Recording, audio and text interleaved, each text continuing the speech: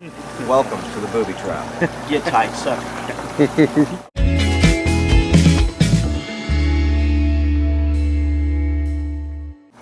There's our bait.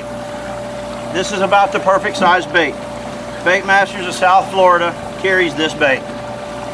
Actually a little nicer than this bait.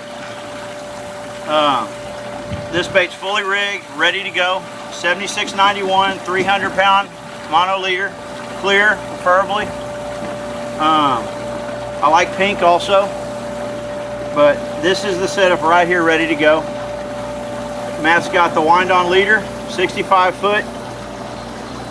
65 foot with a Dacron loop, about 10 feet from the top. Then we've got, it's a 4-pound lead ball on about 4 to 5 feet stretch of 80-pound mono. Depending on your current is how big your ball is. It can be as low as 2, it can be as high as 5. This is a 4-pounder. We keep it on light enough mono leader that if for some reason this weight snags the bottom, we don't lose our whole rig. We'll end up breaking the weight off before we lose everything else. Got our 2 LP diamond lights. Again, those are positioned up the leader anywhere from 25 to 30 feet to start with, and then the second one going up about another 20 feet from there. Both on the leader and held in place with rubber bands. And finally our window weight, which can be rebar, same thing. Which can be rebar or window weight or anything you can make in this general shape with the weight you need. Piece of number 17 fencing wire, which is your hook to hook, right here. Hook to hook. It's light enough to bend if it snags anything on your bait except for your hook. So we'll show you that real quick. Let's do that real fast. Let's pretend that it is snagged. Let's snagged on the bait. It will pull loose. So the wire not being too heavy will pull free of the bait if it does get snagged in a rock or something. And our window weight is just coated in some plastic dip. It's a plastic rubberized type of paint. These are very rusty when we get a hold of them. It keeps rust off the boat, keeps you from beating things up, and we do the wire as well. This is our GTS rod. You can get them at Melton's. He's got them now. This rod has a bent butt. By the push of a button, straight butt, push of a button. You need it sort of dives on you, you can get some torque on it. If he's running out or you want to hold it straight up in the holder, it's there. There's lots of purposes for it. We're using the same exact rod blue marlin fishing out here in Costa Rica every day. We're using it for our big yellowfins, chunking, everything. So with the swordfish daytime fishing, we use braid, usually 80 pound on a 50 Talica or a 30 wide Tiagra's fine. The rod was built for the tip action. Matt, if you'll hold that for 1 second. The tip action on this rod really has a lot in the tip. This rod was built several times to get this action out of it. So when the swordfish is close on the leader, this is very important. It takes away from human error, giving the rod. The rod gives. Swordfish are soft on the bottom, hard on the top. If you can see purple, you're pulling up, you usually don't pull a hook. He will turn and turn to you. You see white, that's his belly, and he's window washing, it pulls out the soft part of his mouth.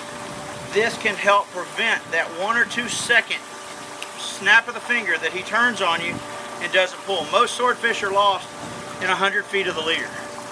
This rod was built for that part. The bite, as some of you seen on our videos, the bite is so dramatic on this rod. I mean, you can see it. This rod's designed for a 3 to 5 pound cannonball weight, which we'll show you in a minute. We use a 5, 6, 7 pound window weight or a piece of rebar to drop it. We'll discuss that also in this article or the next one. But this right here, this action is perfect on the bite and at the boat. We've caught swordfish, several swordfish in the 2 to 400, 450 range on these rods. There's been, I don't know how many blue marlin we've caught on them now, but 200 pound yellowfins plus, I don't know, since we started building this exact rod, probably 300 or 400 swords. I don't know how many. Yeah. But these rods are go-to rods, period, now. And they're light enough for stand-up. I mean, they're just, that's it. Nighttime, daytime. I like mono at night. I like Dacron, I mean a braid during the day, for sure. We'll go to some of the terminal tackle. What we have here is a standard issue. It's a 100 foot wind on.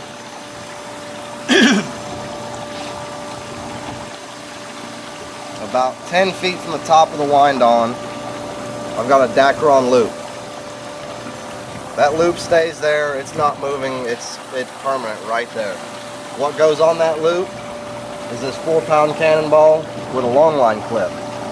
That's going to be your top lead. 80-pound mono holding it from the long line clip to the cannonball. A lot of people, I noticed in different articles and whatnot, they're using 10 foot of line here too. It's too much to get in the boat. Matt, if you'll hold it there, I'll show you exactly why I say that. So this is on the leader when it comes to the boat. If you come up and grab it, the sword has it tight, it's one flip into the boat. If this is 7, 8, 10 feet long, you've got to fight this into the boat.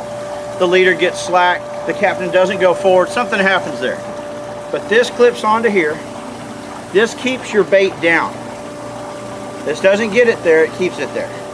So, that's what this loop Matt has made on this wind on works as.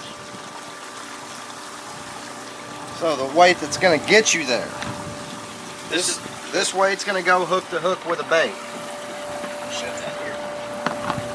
I've got this hook a little exaggerated, bent in the wire here just so you can see it for easy viewing. I like the smallest hook possible to keep this hook to hook here to get it to the bottom. The only reason for that is with that larger hook that way, I'm going to show you the release. Go ahead.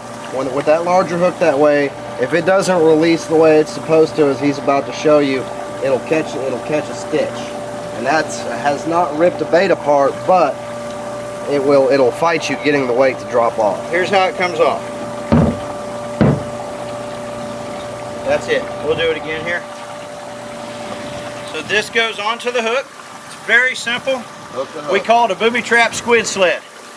It's ripping to the bottom. Hits the bottom, bait comes off. It's fishing. We've tried so many different ways. We'll do it again just to make sure it's clean. We've tried so many ways until this became the way we did it. Easy. It's off. Every time. So, this is a window weight. They're not available everywhere. But what is available is a piece of number 11 rebar. Cut it about, if you're using a 2 to 4 pound weight, you always want this weight heavier by a pound or two than your top weight that keeps it down, or it'll foul on you on the way down. So this weight, if that ball is 4 pounds, 3 pounds, this weight at 6 to 7 is perfect. A piece of 15 pound, this is a 6 or a 7 here. This is a 6 pound. No, it's a 7. It's a 7 pound window weight. A number 11 rebar is about the same size as this, so about 16 inches long. You can weld you a little top on it right here, or you can just go around it with wire and put a piece of tape. You're getting rid of these. It's a one and done deal. So, here we brought these to Costa Rica with us, but even rebar is available here. So cutting them in 16-inch pieces. This one's been sprayed with rubber, just a spray can rubber coating. Keeps it from rusting in your boat, keeps it from banging things up a little bit. But that is it. The hook to hook method. Right there.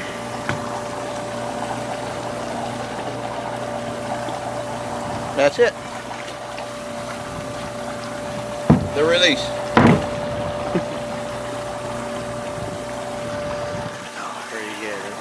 You know, show them the lights and stuff now. I don't know how much of this is going to use in this one. We'll go ahead and do it. What we have here, we've got 2 diamond lights. Our preferences are the green or the blue strobe, or the multicolor slow action strobe.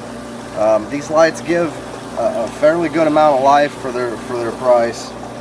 Yeah, they're very inexpensive. I'm just guessing $12, $15 a piece. We get multiple trips out of them. Yeah. The continuous light, the disco, I guess it'd be called, or the multicolored. It's a continuous light instead of a strobe, so you get about half the battery life out of that one. These are LP lights. You don't want to run these. Everybody tends to want to get them closer to the bait to get the bite, further away from the bait. The closer to the bait that you have this light, the more the swordfish is going to beat on it. You don't want them to beat on it. You want them to whack it and eat it. So we get these lights. We'll start them, the first one, at 25 to 30 feet. If the fish are beating on the bait, we'll move it up 30, 40 feet. I put 2 mainly because if one goes out, you have another one. 1 light is sufficient, but 2 is just an extra cautionary. If you're down there, you may as well be making sure they work, because there's a lot of pressure at 1,800 feet. But one of these, let's do this, Matt. We slide this light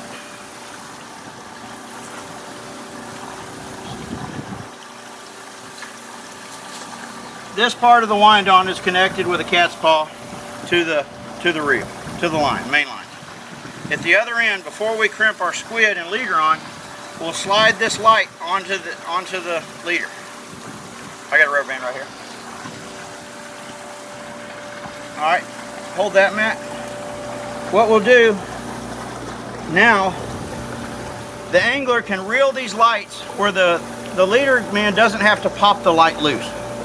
We get this rubber band and we go around like this.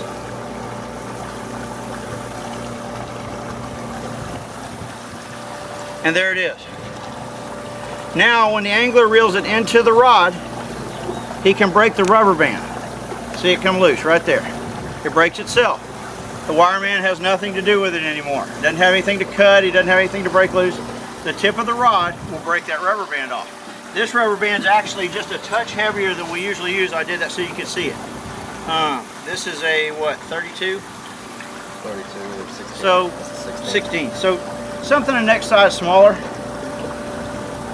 But that light is on the leader, so even when that rubber band breaks, you don't lose the light. You don't lose the light. It slides down the swivel. One more tip on this. Sometimes the swordfish will hit the light itself. That's a bad thing. Because what happens is the swordfish breaks the rubber band, the light slides down 6 feet from the bait, and he leaves, or he just beats on the bait for 5 minutes and leaves. Or he snags himself. Most swordfish that are pulled off are snagged. They're not fed, they're snagged. So when the light gets too close to the bait, they get more ballistic, more radical, and they tend to snag themselves or leave it, or blow it up and start spinning. So if you come up and you know that you've secured this light well, and you get up and your light is against your swivel, your swordfish was there and broke it loose and left it because the light was too close to the bait. Further away from the bait, the better. No question about it. And to run the 2, it's the same way. You just put the other one on just like this, and there you have your 2. One 25, 30, 35 feet, one up above that. We typically use 65-foot leaders. Unless we're trying to do something IGFA, then we go to IGFA length. But 65-foot leader is fine for the way we're fishing. Some guys use 100, 200, 300. 65 to me is perfect.